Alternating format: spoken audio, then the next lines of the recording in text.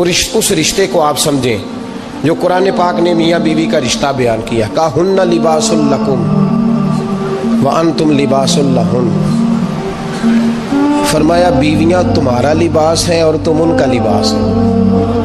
वो तुम्हारा लिबास है और तुम, अल्लाहु अकबर, कैसा खूबसूरत लफ्ज़ कुरान पाक ने, हुन्ना लिबासुल लकुम व अंतुम लिबासुल लहुन। फरमाया वो तुम्हारा लिबास है और तुम, समझ आ रही है ना जी बात की, वो तुम्हारा लिबास है और तुम उनका लिबास हो। तीन खूबियां तो हर लिबास में होती हैं। तीन चीज़ों के लिए लिबास पहना जाता है।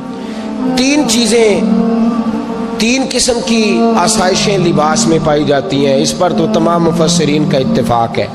सबसे पहली चीज़, लिबास जो होता है वो बंदे को गर्मी और सर्दी से बचाता है। सख्त सर्दी में लिबास ले लें तो बंदा सर्दी से बच जाता है।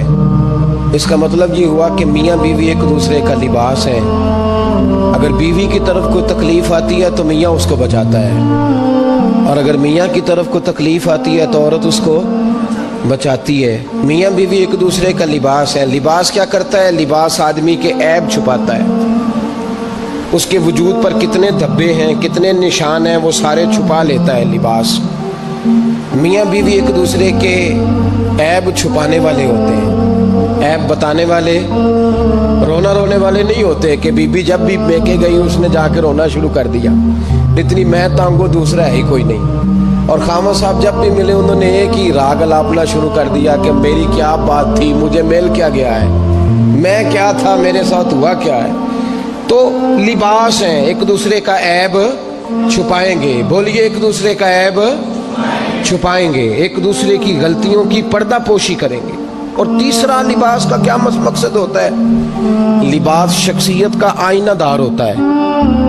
लिबास आदमी की अच्छी और खूबसूरत तबीयत का हिस्सा होता है। जो लिबास होता है वो इंसान को जीनत बख्शता है, खूबसूरत कर देता है। दाढ़ी वाला आदमी नंगे सिर फिरे तो खूबसूरत नहीं लगता, टोपी पहन ले तो बड़ा प्यारा लगता है, टोपी पहने तो बड़ा, और अगर इमामा बांध ले तो नूर नाला नूर होना शुरू हो जाता है। अल्लाह करे आप खुश हो जाएं, आमीन तो कह दें।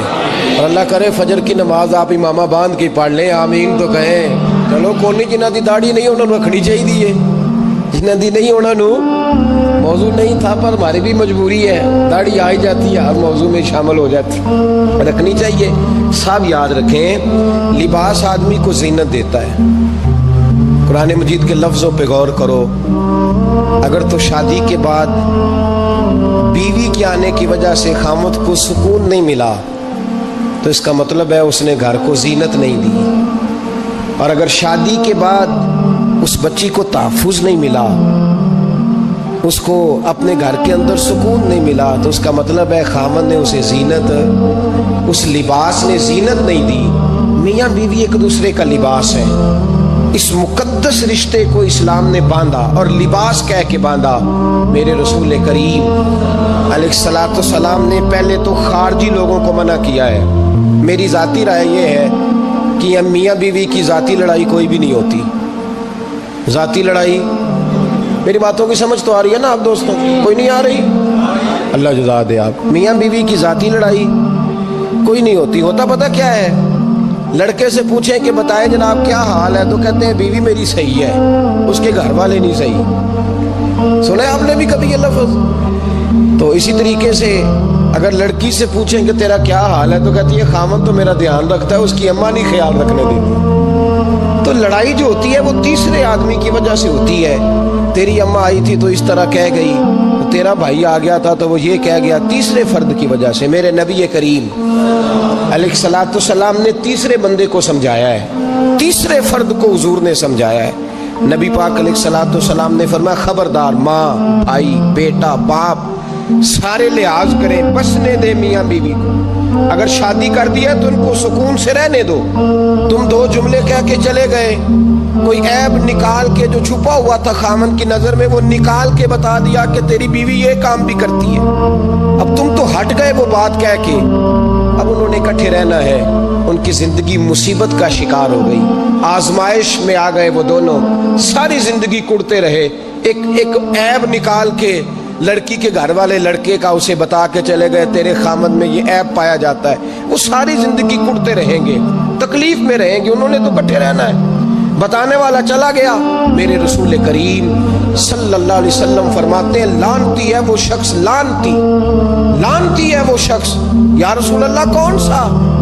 فرمایا جو بیوی کو مرد کے خلاف اکساتا ہے اور مرد کو بیوی کے خلاف اکساتا ہے، وہ لعنتی ہے، ملعون ہے، رحمت الہی سے دور ہے وہ شخص۔ انہیں قریب کرنے کی کوشش کر، تو ان کے اندر محبت پیدا کرنے کی کوشش کر۔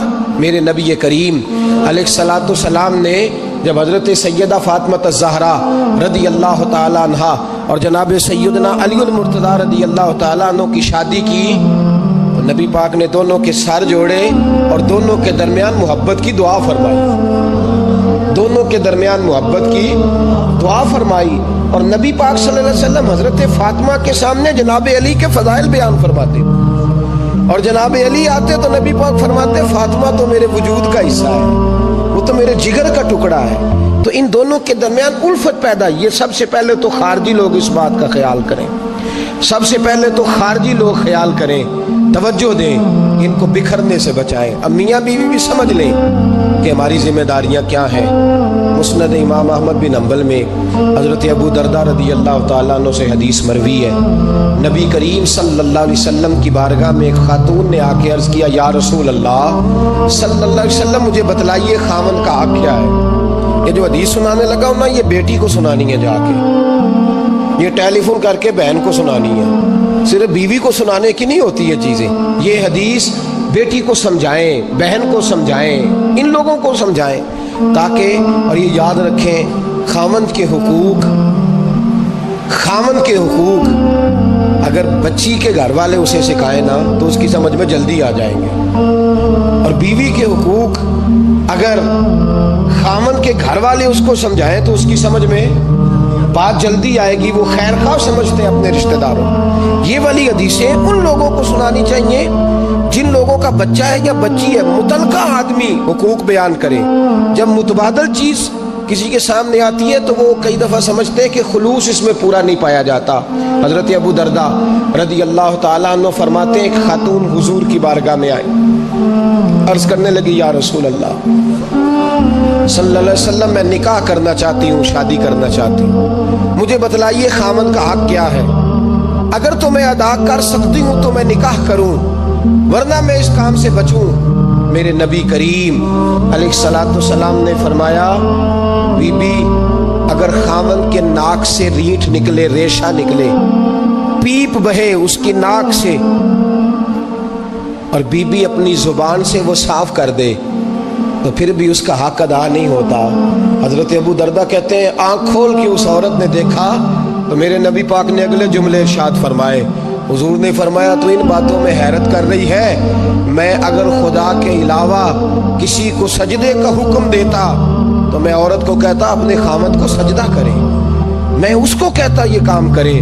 میرے رسول کریم علیہ الصلوۃ والسلام نے حقوق کا تعین فرمایا، حقوق کا تعین فرمایا، اور نبی کریم صلی اللہ علیہ وسلم نے فرمایا جو عورت اس حال میں مر گئی، اس حال میں دنیا سے گئی کہ اس کا خامد اس سے راضی تھا، اس کا شوہر اس سے راضی تھا، اس کا گھر والا اس سے مطمئن تھا، میرے نبی پاک فرماتے ہیں جب دنیا سے جائے گی تو رب کریم جنت کا دروازہ کھول کے فوراً ہی جنت میں داخل فرما دے گا، اس کو بغیر روک ٹوک جنت دے دی جائے گی۔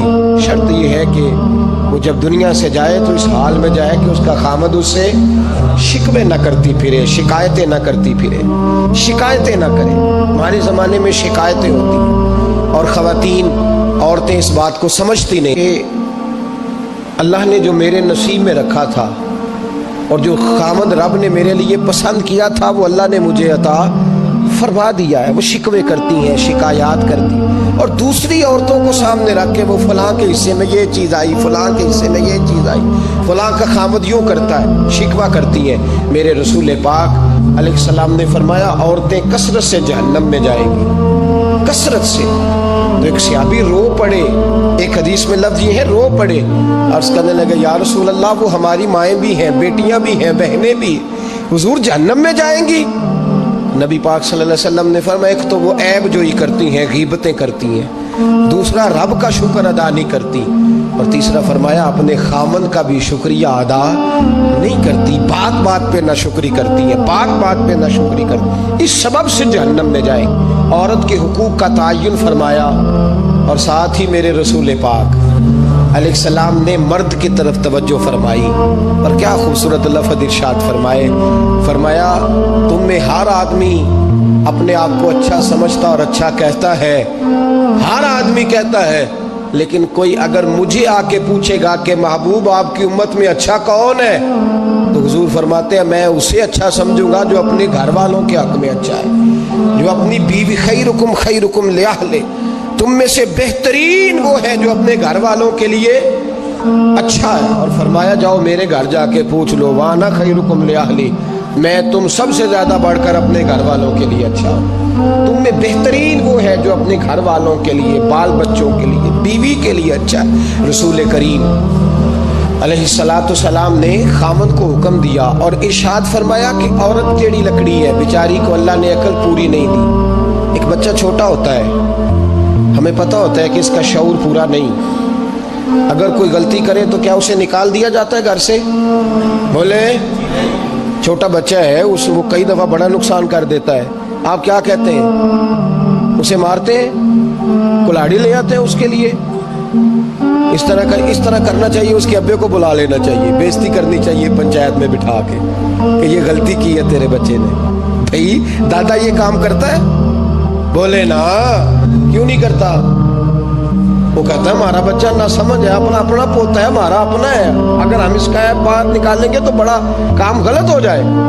لیکن وہی ابا جی جب بہو کوئی غلطی کر بیٹھتی ہے تو پنچایت بلاتے ہیں، لوگوں کے سامنے معاذ اللہ تعالیٰ بڑی کڑوی کسیلی باتیں کرتے ہیں، ایسی باتیں کرتے ہیں کہ جو ان کی بیٹی کے بارے میں کہی جائے تو وہ کبھی پسند نہ کریں، اتنے سخت جملے کہے جاتے ہیں، بیٹی والے کو رسوا کیا جاتا ہے۔ میرے نبی کریم علیہ السلام نے فرمایا یہ ٹیڑھی لکڑی ہے، بیچاری کو اللہ تبارک و تعالیٰ نے اپنی حکمت کے تحت عقل عطا فرمائی ہے، تم اگر چاہو گے سیدھی کرنا تو یہ ٹوٹ جائے گی۔